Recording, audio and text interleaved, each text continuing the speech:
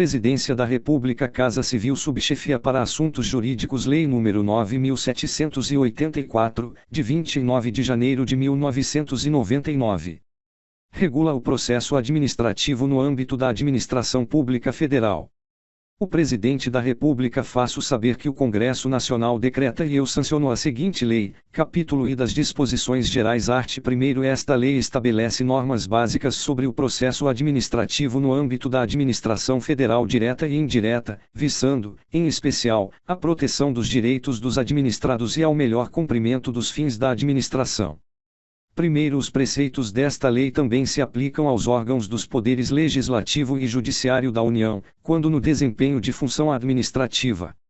Segundo, para os fins desta lei, consideram-se, órgão, a unidade de atuação integrante da estrutura da administração direta e da estrutura da administração indireta. Segunda, entidade, a unidade de atuação dotada de personalidade jurídica. Terceira, autoridade, o servidor ou agente público dotado de poder de decisão.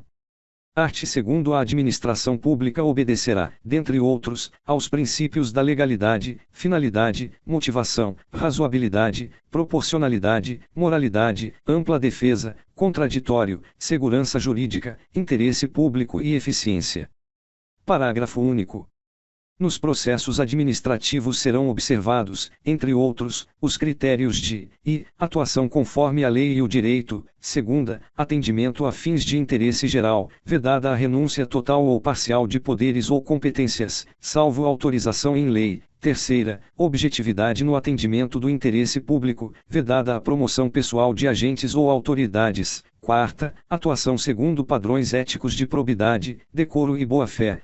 Divulgação oficial dos atos administrativos, ressalvadas as hipóteses de sigilo previstas na Constituição. Sexta, adequação entre meios e fins, vedada a imposição de obrigações, restrições e sanções em medida superior àquelas estritamente necessárias ao atendimento do interesse público. Sétima, indicação dos pressupostos de fato e de direito que determinarem a decisão. Oitava, observância das formalidades essenciais à garantia dos direitos dos administrados. Nona, adoção de formas simples, suficientes para propiciar adequado grau de certeza, segurança e respeito aos direitos dos administrados. X. Garantia dos direitos à comunicação, à apresentação de alegações finais, à produção de provas e à interposição de recursos, nos processos de que possam resultar sanções e nas situações de litígio. 11. Proibição de cobrança de despesas processuais, ressalvadas as previstas em lei. 12. Impulsão, de ofício, do processo administrativo, sem prejuízo da atuação dos interessados.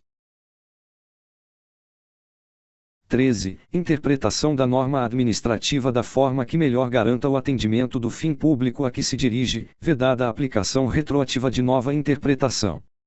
Capítulo 2 dos Direitos dos Administrados. Art. 3º. O administrado tem os seguintes direitos perante a administração, sem prejuízo de outros que lhe sejam assegurados, ser tratado com respeito pelas autoridades e servidores, que deverão facilitar o exercício de seus direitos e o cumprimento de suas obrigações. Segunda, ter ciência da tramitação dos processos administrativos em que tenha a condição de interessado, ter vista dos autos, obter cópias de documentos neles contidos e conhecer as decisões proferidas. Terceira, formular alegações e apresentar documentos antes da decisão, os quais serão objeto de consideração pelo órgão competente. Quarta, fazer-se assistir, facultativamente, por advogado, salvo quando obrigatória a representação, por força de lei. Capítulo 3 dos deveres do administrado. Art. 4 são deveres do administrado perante a administração, sem prejuízo de outros previstos em ato normativo, expor os fatos conforme a verdade. Segunda, proceder com lealdade, urbanidade e boa-fé. Terceira, não agir de modo temerário. Quarta, prestar as informações que lhe forem solicitadas e colaborar para o esclarecimento dos fatos. Capítulo 4 do início do processo. Art. 5 O processo administrativo pode iniciar-se de ofício ou a pedido de interessado. Art. 6 O requerimento inicial do interessado, salvo casos em que for admitida solicitação oral, deve ser formulado por escrito e conter os seguintes dados: órgão ou autoridade administrativa a que se dirige. Segunda, identificação do interessado ou de quem o represente. Terceira, domicílio do requerente ou local para recebimento de comunicações. Quarta, formulação do pedido, com exposição dos fatos e de seus fundamentos, v. data e assinatura do requerente ou de seu representante. Parágrafo único. É vedada à administração a recusa imotivada de recebimento de documentos, devendo o servidor orientar o interessado quanto ao suprimento de eventuais falhas. Art. 7º. Os órgãos e entidades administrativas deverão elaborar modelos ou formulários padronizados para assuntos que importem pretensões equivalentes. Art. 8º. Quando os pedidos de uma pluralidade de interessados tiverem conteúdo e fundamentos idênticos, poderão ser formulados em um único requerimento, salvo preceito legal em contrário. Capítulo V dos interessados. Art. 9. São legitimados como interessados no processo administrativo, e, pessoas físicas ou jurídicas que o iniciem como titulares de direitos ou interesses individuais ou no exercício do direito de representação. Segunda, aqueles que, sem terem iniciado o processo, têm direitos ou interesses que possam ser afetados pela decisão a ser adotada. Terceira, as organizações e associações representativas, no tocante a direitos e interesses coletivos. Quarta, as pessoas ou as associações legalmente constituídas quanto a direitos ou interesses difusos. Art. 10. São capazes, para fins de processo administrativo, os maiores de 18 anos, ressalvada previsão especial em ato normativo próprio. Capítulo 6 da competência. Art. 11. A competência é irrenunciável e se exerce pelos órgãos administrativos a que foi atribuída como própria, salvo os casos de delegação e avocação legalmente admitidos. Art. 12. Um órgão administrativo e seu titular poderão, se não houver impedimento legal, delegar parte da sua competência a outros órgãos ou titulares, ainda que estes não lhe sejam hierarquicamente subordinados, quando for conveniente, em razão de circunstâncias de índole técnica, social, econômica, jurídica ou territorial. Parágrafo único. O disposto no caput deste artigo aplica-se à delegação de competência dos órgãos colegiados aos respectivos presidentes. Art. 13. Não podem ser objeto de delegação, e, a edição de atos de caráter normativo. Segunda, a decisão de recursos administrativos. Terceira, as matérias de competência exclusiva do órgão ou autoridade. Art. 14. O ato de delegação e sua revogação deverão ser publicados no meio oficial. Primeiro, o ato de delegação especificará as matérias e poderes transferidos, os limites da atuação do delegado, a duração e os objetivos da delegação e o recurso cabível, podendo conter ressalva de exercício da atribuição delegada. Segundo, o ato de delegação é revogável a qualquer tempo pela autoridade delegante. Terceiro, as decisões adotadas por delegação devem mencionar explicitamente esta qualidade e considerar-se-ão editadas pelo delegado. Art. 15. Será permitida, em caráter excepcional e por motivos relevantes devidamente justificados, a avocação temporária de competência atribuída a órgão hierarquicamente inferior.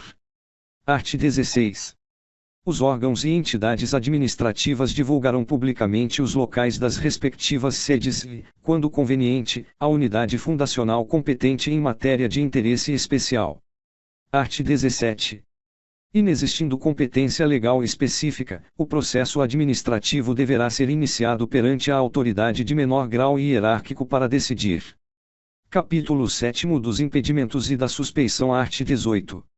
É impedido de atuar em processo administrativo o servidor ou autoridade que, tenha interesse direto ou indireto na matéria. Segunda, tenha participado ou venha a participar como perito, testemunha ou representante, ou se tais situações ocorrem quanto ao cônjuge, companheiro ou parente e afins até o terceiro grau. Terceira, esteja litigando judicial ou administrativamente com o interessado ou respectivo cônjuge ou companheiro.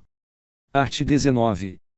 A autoridade ou servidor que incorrer em impedimento deve comunicar o fato à autoridade competente, abstendo-se de atuar. Parágrafo único. A omissão do dever de comunicar o impedimento constitui falta grave, para efeitos disciplinares. Art. 20. Pode ser arguida a suspeição de autoridade ou servidor que tenha amizade íntima ou inimizade notória com algum dos interessados ou com os respectivos cônjuges, companheiros, parentes e afins até o terceiro grau. Art. 21. O indeferimento de alegação de suspeição poderá ser objeto de recurso, sem efeito suspensivo. Capítulo 8 da forma, tempo e lugar dos atos do processo art. 22. Os atos do processo administrativo não dependem de forma determinada senão quando a lei expressamente a exigir. Primeiro, os atos do processo devem ser produzidos por escrito, em vernáculo, com a data e o local de sua realização e a assinatura da autoridade responsável. Segundo, salvo imposição legal, o reconhecimento de firma somente será exigido quando houver dúvida de autenticidade. Terceiro, a autenticação de documentos exigidos em cópia poderá ser feita pelo órgão administrativo. Quarto, o processo deverá ter suas páginas numeradas sequencialmente e rubricadas. Art. 23. Os atos do processo devem realizar-se em dias úteis, no horário normal de funcionamento da repartição na qual tramitar o processo. Parágrafo único. Serão concluídos depois do horário normal os atos já iniciados, cujo adiamento prejudique o curso regular do procedimento ou cause dano ao interessado ou à administração. Art. 24. Inexistindo disposição específica, os atos do órgão ou autoridade responsável pelo processo e dos administrados que dele participem devem ser praticados no prazo de 5 dias, salvo motivo de força maior. Parágrafo único. O prazo previsto neste artigo pode ser dilatado até o dobro, mediante comprovada justificação. Art. 25. Os atos do processo devem realizar-se preferencialmente na sede do órgão, cientificando-se o interessado se outro for o local de realização. Capítulo 9 da Comunicação dos Atos art. 26. O órgão competente perante o qual tramita o processo administrativo determinará a intimação do interessado para a ciência de decisão ou a efetivação de diligências. Primeiro, a intimação deverá conter, identificação do intimado e nome do órgão ou entidade administrativa. Segunda, finalidade da intimação. Terceira, data, hora e local em que deve comparecer. Quarta, se o intimado deve comparecer pessoalmente, ou fazer-se representar. Informação da continuidade do processo independentemente do seu comparecimento. Sexta, indicação dos fatos e fundamentos legais pertinentes. Segundo, a intimação observará a antecedência mínima de 3 dias úteis quanto à data de comparecimento. Terceiro, a intimação pode ser efetuada por ciência no processo, por via postal com aviso de recebimento, por telegrama ou outro meio que assegure a certeza da ciência do interessado. Quarto, no caso de interessados indeterminados, desconhecidos ou com domicílio indefinido, a intimação deve ser efetuada por meio de publicação oficial. Quinto, as intimações serão nulas quando feitas sem observância das prescrições legais, mas o comparecimento do administrado supre sua falta ou irregularidade. Art. 27. O desatendimento da intimação não importa o reconhecimento da verdade dos fatos, nem a renúncia a direito pelo administrado. Parágrafo único. No prosseguimento do processo, será garantido o direito de ampla defesa ao interessado. Art. 28. Devem ser objeto de intimação os atos do processo que resultem para o interessado em imposição de deveres, ônus, sanções ou restrição ao exercício de direitos e atividades e os atos de outra natureza, de seu interesse. Capítulo X da Instrução art. 29.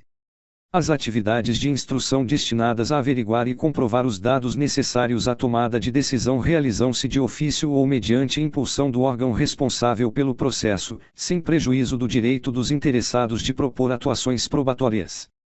Primeiro, o órgão competente para a instrução fará constar dos autos os dados necessários à decisão do processo. Segundo, os atos de instrução que exijam a atuação dos interessados devem realizar-se do modo menos oneroso para estes. Art. 30. São inadmissíveis no processo administrativo as provas obtidas por meios ilícitos. Art. 31. Quando a matéria do processo envolver assunto de interesse geral, o órgão competente poderá, mediante despacho motivado, abrir período de consulta pública para manifestação de terceiros, antes da decisão do pedido, se não houver prejuízo para a parte interessada. Primeiro, a abertura da consulta pública será objeto de divulgação pelos meios oficiais, a fim de que pessoas físicas ou jurídicas possam examinar os autos, fixando-se prazo para oferecimento de alegações escritas. Segundo, o comparecimento à consulta pública não confere, por si, a condição de interessado do processo, mas confere o direito de obter da administração resposta fundamentada, que poderá ser comum a todas as alegações substancialmente iguais. Art. 32. Antes da tomada de decisão, a juízo da autoridade, diante da relevância da questão, poderá ser realizada audiência pública para debates sobre a matéria do processo. Art. 33. Os órgãos e entidades administrativas, em matéria relevante, poderão estabelecer outros meios de participação de administrados, diretamente ou por meio de organizações e associações legalmente reconhecidas. Art. 34. Os resultados da consulta e audiência pública e de outros meios de participação de administrados deverão ser apresentados com a indicação do procedimento adotado. Art. 35.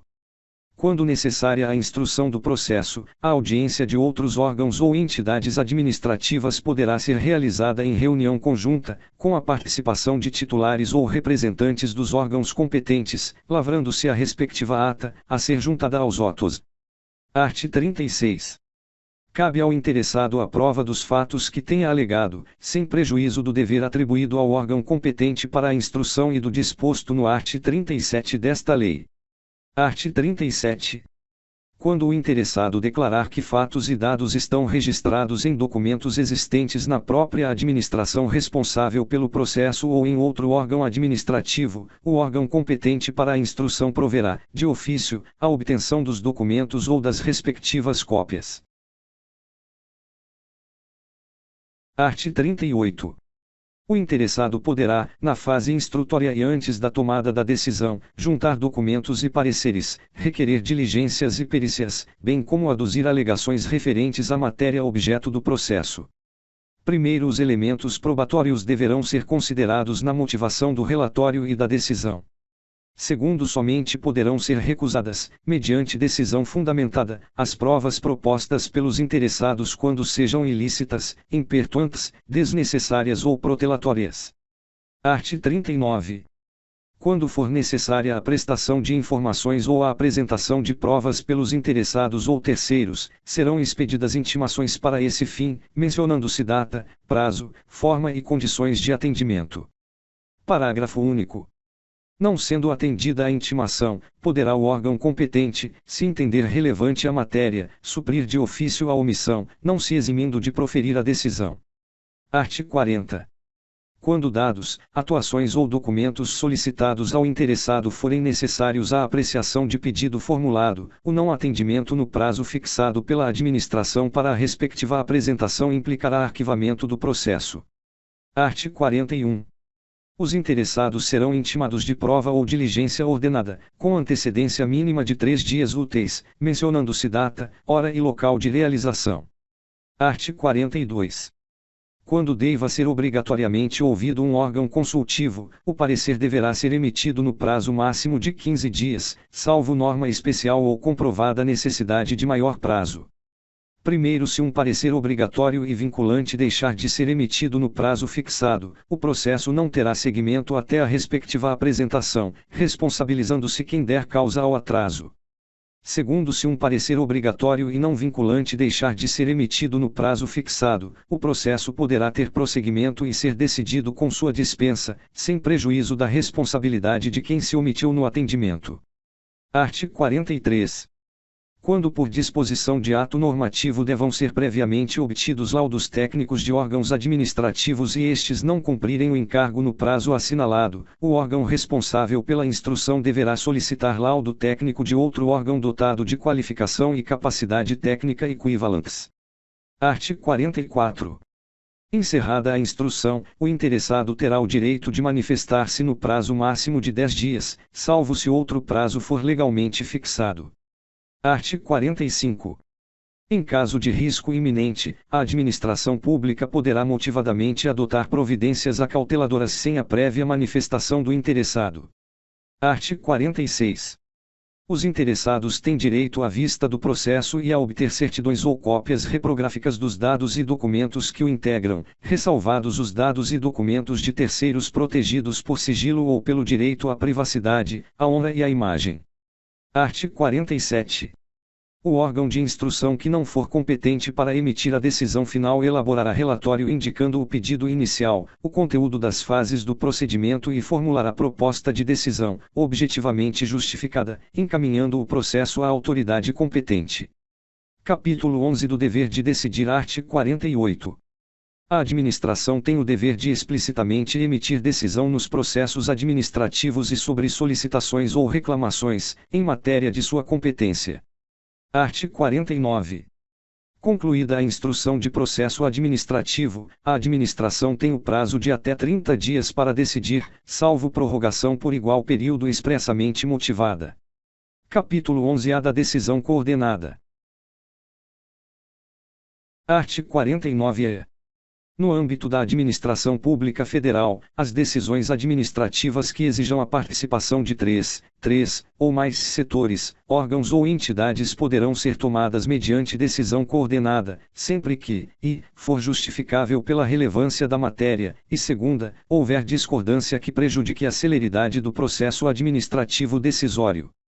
Primeiro, para os fins desta lei, considera-se decisão coordenada a instância de natureza interinstitucional ou intersetorial que atua de forma compartilhada com a finalidade de simplificar o processo administrativo mediante participação concomitante de todas as autoridades e agentes decisórios e dos responsáveis pela instrução técnico-jurídica, observada a natureza do objeto e a compatibilidade do procedimento e de sua formalização com a legislação pertinente.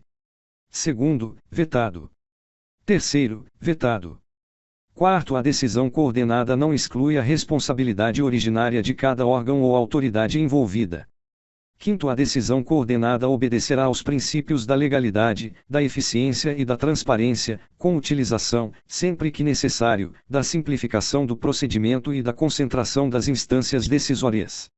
Sexto, não se aplica a decisão coordenada aos processos administrativos e de licitação, segunda, relacionados ao poder sancionador, ou terceira, em que estejam envolvidas autoridades de poderes distintos.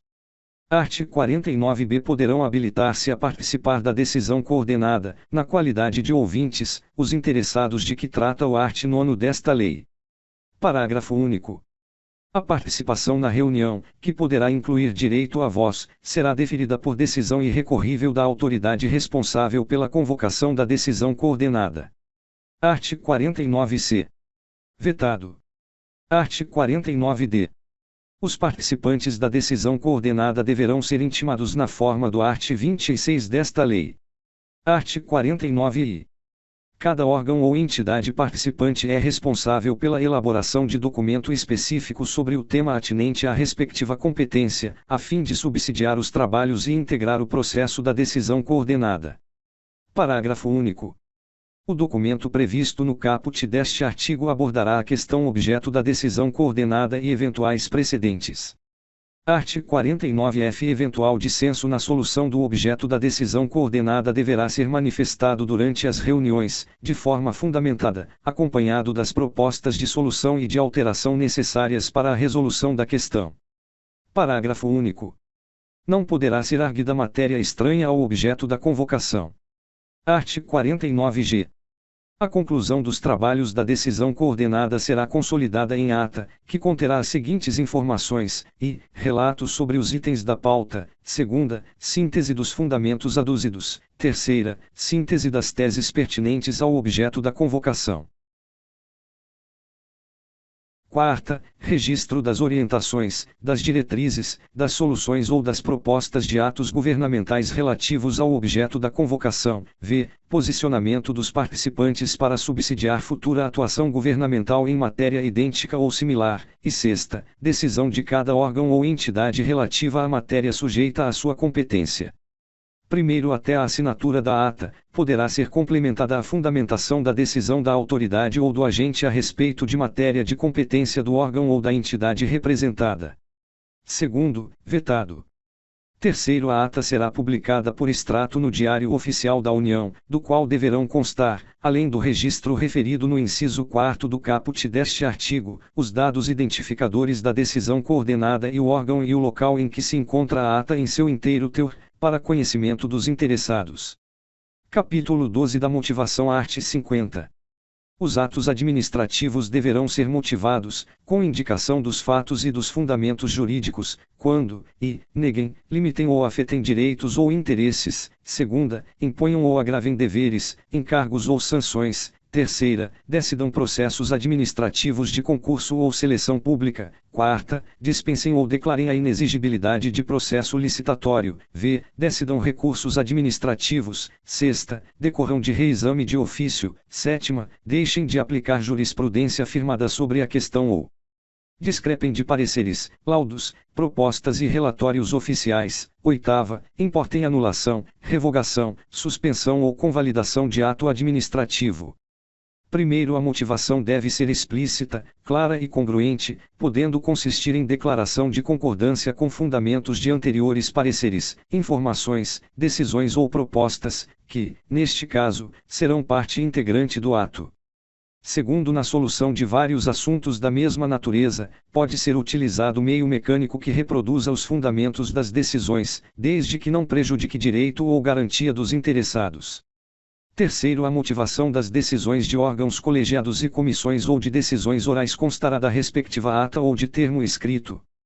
Capítulo 13 da desistência e outros casos de extinção do processo, art. 51. O interessado poderá, mediante manifestação escrita, desistir total ou parcialmente do pedido formulado ou, ainda, renunciar a direitos disponíveis. Primeiro, havendo vários interessados, a desistência ou renúncia atinge somente quem a tenha formulado.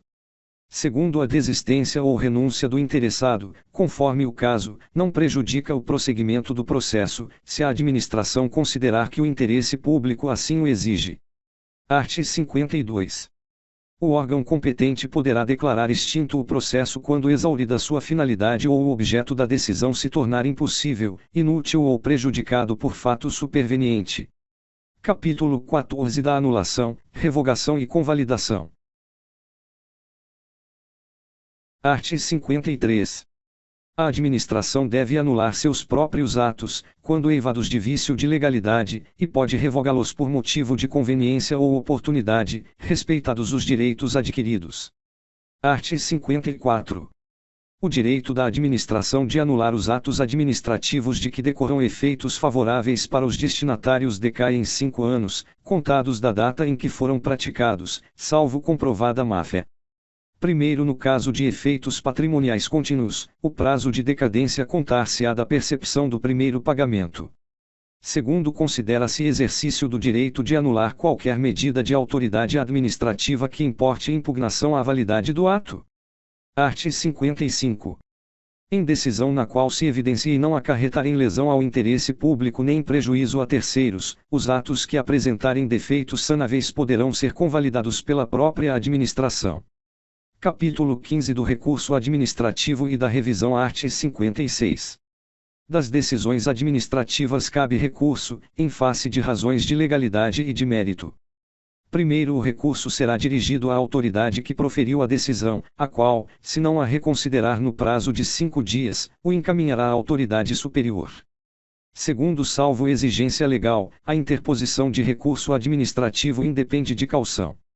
Terceiro, se o recorrente alegar que a decisão administrativa contraria enunciado da súmula vinculante, caberá à autoridade prolatora da decisão impugnada, se não a reconsiderar, explicitar, antes de encaminhar o recurso à autoridade superior, as razões da aplicabilidade ou inaplicabilidade da súmula, conforme o caso. Art. 57. O recurso administrativo tramitará no máximo por 3 instâncias administrativas, salvo disposição legal diversa. Art. 58.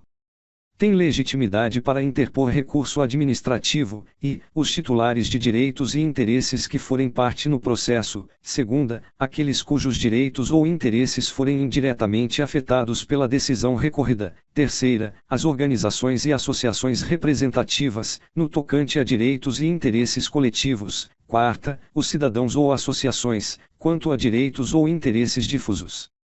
Art. 59. Salvo disposição legal específica, é de 10 dias o prazo para interposição de recurso administrativo, contado a partir da ciência ou divulgação oficial da decisão recorrida. Primeiro, quando a lei não fixar prazo diferente, o recurso administrativo deverá ser decidido no prazo máximo de 30 dias, a partir do recebimento dos autos pelo órgão competente. Segundo, o prazo mencionado no parágrafo anterior poderá ser prorrogado por igual período, ante justificativa explícita. Art. 60. O recurso interpõe-se por meio de requerimento no qual o recorrente deverá expor os fundamentos do pedido de reexame, podendo juntar os documentos que julgar convenientes. Art. 61. Salvo disposição legal em contrário, o recurso não tem efeito suspensivo. Parágrafo único. Havendo justo receio de prejuízo de difícil ou incerta reparação decorrente da execução, a autoridade recorrida ou a imediatamente superior poderá, de ofício ou a pedido, dar efeito suspensivo ao recurso. Art. 62. Interposto o recurso, o órgão competente para dele conhecer deverá intimar os demais interessados para que, no prazo de 5 dias úteis, apresentem alegações. Art. 63. O recurso não será conhecido quando interposto, e, fora do prazo. Segunda, perante órgão incompetente. Terceira, por quem não seja legitimado. Quarta, após exaurida a esfera administrativa. Primeiro, na hipótese do inciso segundo, será indicada ao recorrente a autoridade competente, sendo-lhe devolvido o prazo para recurso. Segundo, o não conhecimento do recurso não impede a administração de rever de ofício o ato ilegal, desde que não ocorrida preclusão administrativa. Art. 64. O órgão competente para decidir o recurso poderá confirmar, modificar, anular ou revogar, total ou parcialmente, a decisão recorrida, se a matéria for de sua competência. Parágrafo único. Se da aplicação do disposto neste artigo puder decorrer gravame à situação do recorrente, este deverá ser cientificado para que formule suas alegações antes da decisão. Art. 64-A. Se o recorrente alegar violação de enunciado da súmula vinculante, o órgão competente para decidir o recurso explicitará as razões da aplicabilidade ou inaplicabilidade da súmula, conforme o caso. Art. 64-B. Acolhida pelo Supremo Tribunal Federal a reclamação fundada em violação de enunciado da súmula vinculante, dar-se-á ciência à autoridade prolatora e ao órgão competente para o julgamento do recurso, que deverão adequar as futuras decisões administrativas em casos semelhantes, sob pena de responsabilização pessoal nas esferas civil, administrativa e penal. Art. 65. Os processos administrativos de que resultem sanções poderão ser revistos, a qualquer tempo, a pedido ou de ofício, quando surgirem fatos novos ou circunstâncias relevantes suscetíveis de justificar a inadequação da sanção aplicada. Parágrafo único. Da revisão do processo não poderá resultar agravamento da sanção. Capítulo 16 dos prazos. Art. 66. Os prazos começam a correr a partir da data da cientificação oficial, excluindo-se da contagem o dia do começo e incluindo-se o do vencimento. Primeiro, considera-se prorrogado o prazo até o primeiro dia útil seguinte se o vencimento cair em dia em que não houver expediente ou este for encerrado antes da hora normal. Segundo, os prazos expressos em dias contam-se de modo contínuo. Terceiro, os prazos fixados em meses ou anos contam-se de data a data. Se no mês do vencimento não houver o dia equivalente àquele do início do prazo, tem-se como termo o último dia do mês. Art. 67. Salvo motivo de força maior devidamente comprovado, os prazos processuais não se suspendem. Capítulo 17 das sanções. Art. 68. As sanções, a serem aplicadas por autoridade competente, terão natureza pecuniária ou consistirão em obrigação de fazer ou de não fazer, assegurado sempre o direito de defesa. Capítulo 18 das disposições finais. Art. 69. Os processos administrativos específicos continuarão a reger-se por lei própria, aplicando-se-lhes apenas subsidiariamente os preceitos desta lei. Art. 69-A. Terão prioridade na tramitação, em qualquer órgão ou instância, os procedimentos administrativos em que figurar como parte ou interessado, e, pessoa com idade igual ou superior a 60 anos. Segunda, pessoa portadora de deficiência, física ou mental. Terceira, vetado. Quarta, pessoa portadora de tuberculose ativa, esclerose múltipla, neoplasia maligna, hanseníase, paralisia irreversível e incapacitante, cardiopatia grave, doença de Parkinson, espondiloartrose anquilosante, nefropatia grave, hepatopatia grave, estados avançados da doença de Paget, osteite deformante, contaminação por radiação, síndrome de imunodeficiência adquirida, ou outra doença grave, com base em conclusão da medicina especializada, mesmo que a doença tenha sido contraída após o início do Processo. Primeiro, a pessoa interessada na obtenção do benefício, juntando prova de sua condição, deverá requerê-lo à autoridade administrativa competente, que determinará as providências a serem cumpridas. Segundo, deferida a prioridade, os votos receberão identificação própria que evidencie o regime de tramitação prioritária. Terceiro, vetado. Quarto, vetado, art. 70. Esta lei entra em vigor na data de sua publicação.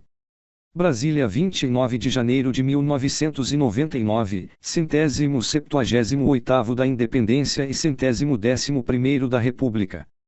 Fernando Henrique Cardoso, Renan Calheiros, Paulo Paiva. Este texto não substitui o publicado no DOU de 1º de fevereiro de 1999 e retificado em 11 de março de 1999.